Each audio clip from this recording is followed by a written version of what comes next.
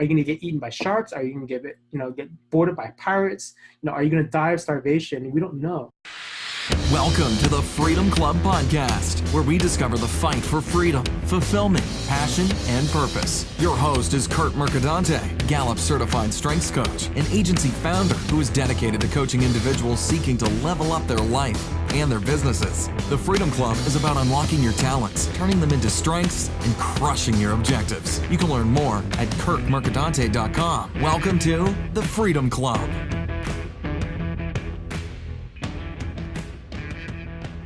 And welcome. This is the Freedom Club Podcast. I am your host, Curt Mercadante. And whether this is your first time listening or your 41st time listening, I appreciate you being here. I thank you very much. Listen, that voice you heard at the top of the podcast was that of Michael Truong. He's founder of Empower Voices. He's an influencer speaking coach.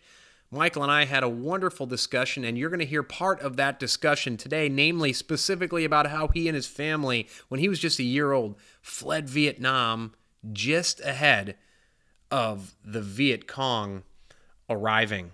And so it's a wonderful discussion. And if you came here today on a Monday morning expecting the Monday Motivator segment, I just want to tell you I got some new things in store for you. Listen, it's the beginning of the second half of 2018, and instead of just having 2 episodes a week, we're going to start having 5 episodes a week. I'm just producing so much damn content, having such great discussions with people that I want to share it all with you here on the Freedom Club Podcast. So I hope you come back day after day, every weekday. We're going to have a new episode for you here.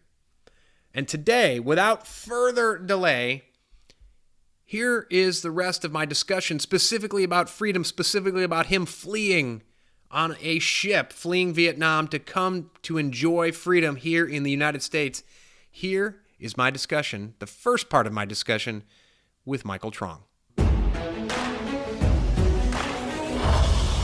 What does the word freedom mean to you? Yeah, absolutely. Thanks a lot, Curt.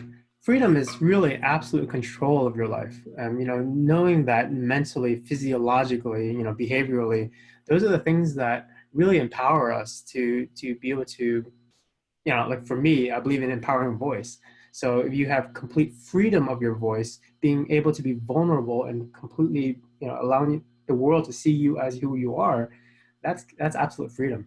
Oh, that's awesome. That's excellent. And you mentioned that you offline that you moved to this country at the age of 1. Yeah. It wasn't necessarily a vacation that started it.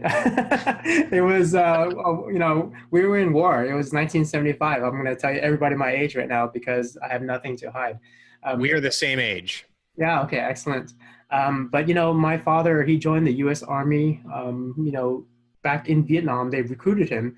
They took him to Alabama and Texas. They trained him how to become a pilot in the Air Force. He went back, flew medevac for the U.S. Army, shot down twice, had to run for his life crossing the borders to get me to where I am today. So talk about the burden, the sacrifice, and all the stuff that I feel and why I feel so it's so important for me to help empower others and make others stronger.